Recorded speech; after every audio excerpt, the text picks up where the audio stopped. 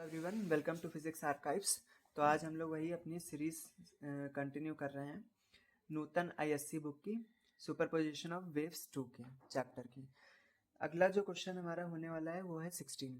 Question शुरू करने से पहले आप लोग मेरे चैनल को सब्सक्राइब कर लीजिए, इसमें आप ही लोगों का फ़ायदा है।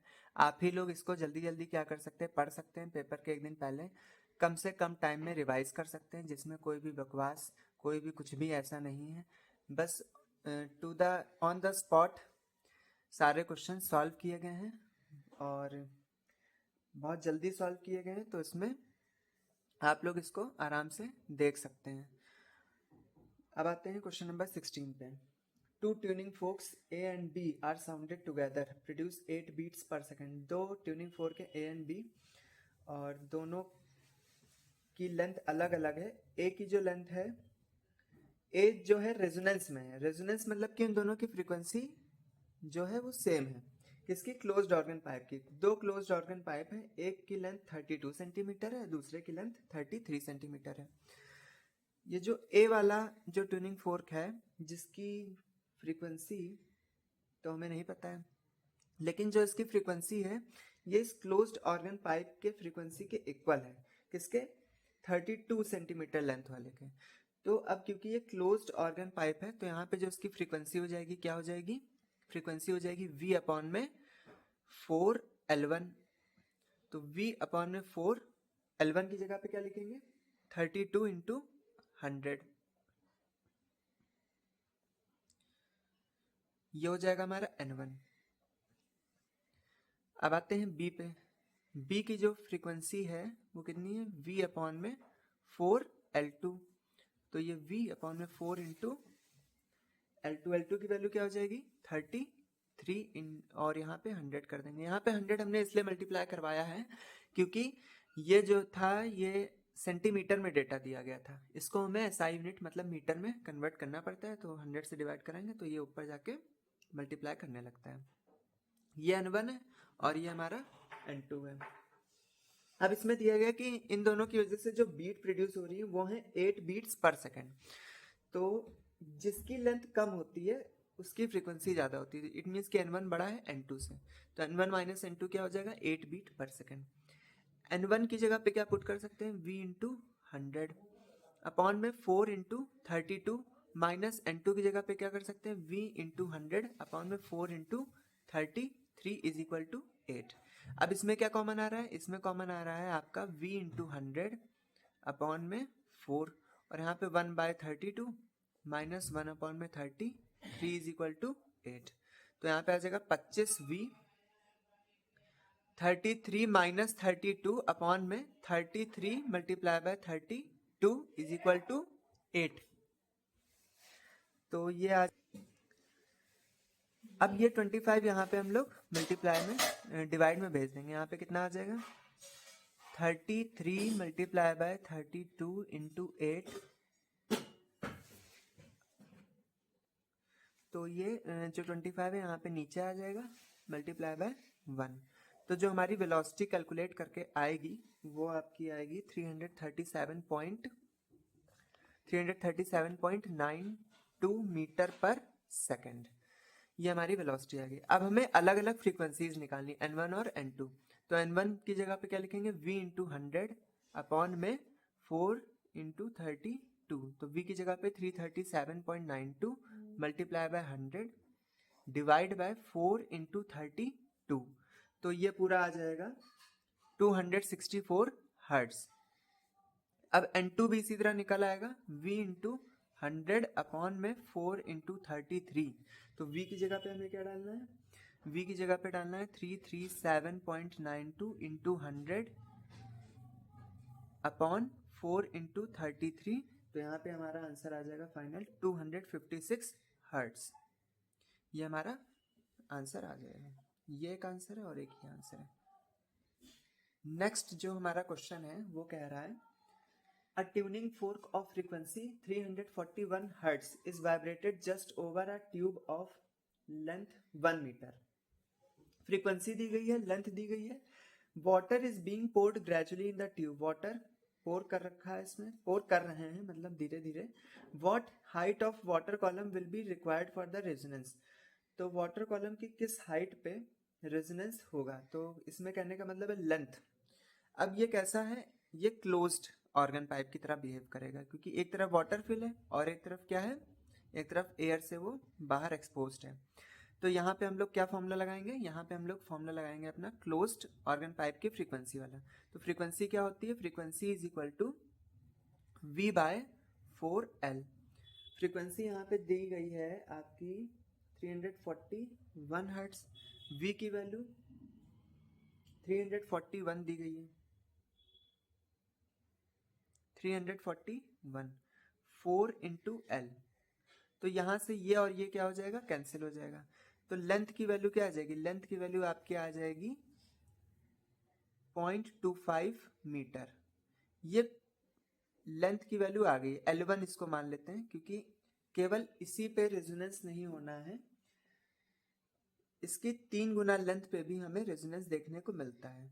तो एक लेंथ तो ये हो जाएगी और दूसरी लेंथ क्या हो जाएगी, इसमें 3 गुना मल्टीप्लाई मतलब कर देंगे तो फिर यहाँ पे आ जाएगा 0.75 मीटर। ये हमारा आंसर है। तो हमारे पास नेक्स्ट क्वेश्चन है, क्वेश्चन नंबर 18। इसमें बोला गया है कि 1 मीटर लंबी जो ट्यूब है of glass is in vertical position and is completely filled with water. आप लोग चैनल सब्सक्राइब करना ना भूलिए, लाइक भी करिए, शेयर भी करिए, इसमें आप ही लोगों का फायदा है।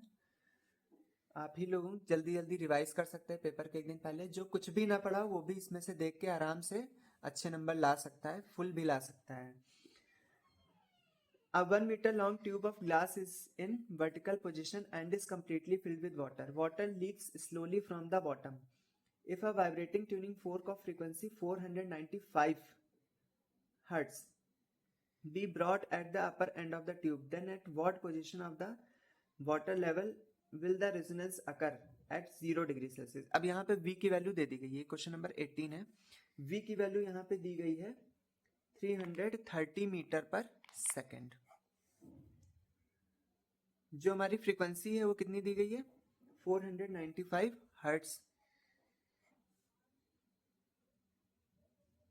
अब ये अगर ये ट्यूब है और ट्यूब में एक तरफ पानी भरा है और दूसरी तरफ ये एयर से एक्सपोज है, तो ये ट्यूब एक क्लोज्ड ऑर्गन पाइप की तरह बिहेव करने लग जाएगी।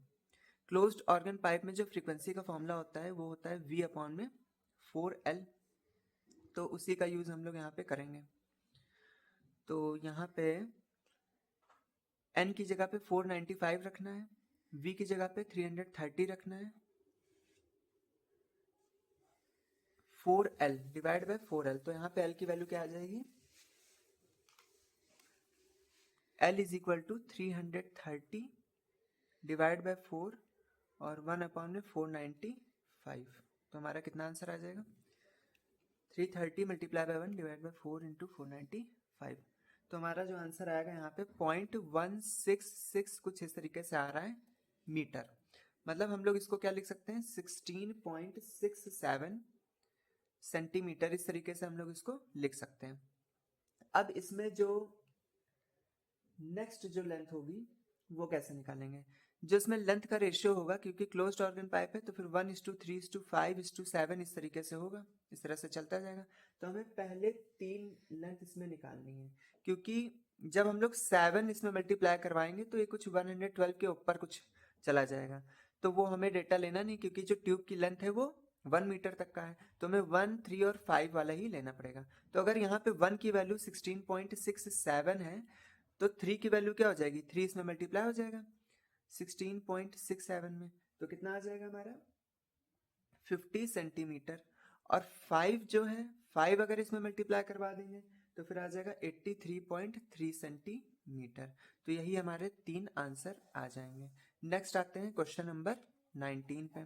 क्वेश्चन नंबर 19 क्या कह रहा है कि एक 30 centimetre long pipe whose end is closed and the other is open resonates at a minimum frequency of 274 hertz. एक कितनी इसकी जो लेंथ है यहाँ पे दी गई है 30 सेंटीमीटर, मतलब कि 0.3 metre long tube, whose one end is closed मतलब क्लोज्ड ऑर्गन पाइप की तरह है ये, और दूसरा एंड ओपन है। मिनिमम फ्रीक्वेंसी इसकी क्या है, N1, minimum frequency is N1, ये 274 हर्ट्ज दिया गया है। Can this pipe resonate eight other frequencies, क्या ये दूसरी फ्रीक्वेंसीज पे रेजोनेट कर सकती है? तो हाँ, ये तो बिल्कुल कर ही सकती है। किन किन फ्रीक्वेंसीज पे रेजोनेट कर सकती है? अब ये क्लोज्ड है, तो क्लोज में जो रेशो होता है 1:3:5 इस तरीके से चलता है। तो 1 की वैल्यू अगर 274 दी गई है तो 3 की वैल्यू क्या हो जाएगी? 3 इसमें मल्टीप्लाई कर देंगे और 5 इसमें मल्टीप्लाई कर देंगे। तो जब हम लोग इसमें 3 मल्टीप्लाई करेंगे तो कितना आ जाएगा? 822 हर्ट्ज। ये आंसर आ जाएगा। ये सभी जो डेटा है हर्ट्ज में है। 5 मल्टीप्लाई करेंगे तो फिर 1370 हर्ट्ज ये आ जाएगा। तो ये तीन हमारी अलग अलग फ्रीक्वेंसीज आ गई हैं। अब इसमें आगे क्या निकालना है? स्पीड ऑफ साउंड भी निकालना है। तो स्पीड ऑफ साउंड के लिए हम लोग क्या करेंगे? फॉर्मूला क्या होता है? जो फंडामेंटल पहली फ्रीक्वेंसी होती है वो क्या होती है? v अपॉन में 4l क्लोज्ड के लिए। जो फंडामेंटल फ्रीक्वेंसी है वो दी गई है 274, v की वैल्यू पता नहीं है, 4 इंटू लेंथ जो है इसमें वो 0.3 मीटर दी गई है। तो यहाँ से जो हमारी v की वैल्यू निकलेगी वो आ जाएगी आपकी 1.2 इंटू 274 इज इक्वल टू जो हमारा आंसर आएगा 328.8 मीटर पर सेकेंड आंसर आ जाएगा। अब आते हैं नेक्स्ट क्वेश्चन पे, जो है question number 20। Resonance tube is resonated with a tuning fork of frequency 512 Hz. The length of the two successive resonated air columns is 16 cm and 50 cm respectively. Find the speed of the sound. Speed of sound निकालना है। Length जो दी गई है, length of two successive resonated air column, वो एक 16 centimetre दी गई है और दूसरी जो दी गई है वो 50 सेंटीमीटर दी गई है। तो हमें बताना है find the speed of the sound. Speed of sound निकालना है। तो इसमें क्या है कि 512 हर्ट्ज इसकी फ्रीक्वेंसी दी गई है, पहले वाली 16 सेंटीमीटर एंड 50 सेंटीमीटर पे हो रहा है। इसमें दो लेंथ दी गई, इट मीन्स कि इसमें एंड करेक्शन लगेगा। एंड करेक्शन में जो आपका फॉर्मूला होता है 20 वाले क्वेश्चन में, जो फ्रीक्वेंसी होती है v अपॉन में क्या होता है? v by 4 within bracket l plus e होता है। तो जो फ्रीक्वेंसी का रेशियो होता है वो क्या होता है? n1 n2 n3, इनका जो रेशियो होता है 1:3:5 इस तरह से होता है क्योंकि क्लोज्ड है। ठीक है, तो जो इसमें फॉर्मूला लगेगा हमारा 1 अपॉन में 3 इज इक्वल टू, जो पहली लेंथ है वो कितनी दी गई है? 16 सेंटीमीटर। तो इसको हम लोग क्या करेंगे? 0.16 प्लस ई, 0.16 प्लस ई, और फिर आगे 0.5 प्लस ई। तो इसको हम लोग क्रॉस मल्टीप्लाई करवा देते हैं, तो यहाँ पे आ जाएगा plus 0.48 is equal to 0.48 plus 3e। तो इसको इधर ट्रांसफर करेंगे तो 0.02 इज इक्वल टू 2e। तो e की जो वैल्यू आ जाएगी वो कितनी आ जाएगी? 0.01 मीटर। e की जो वैल्यू हमारी आई है वो 0.01 मीटर आ गई है।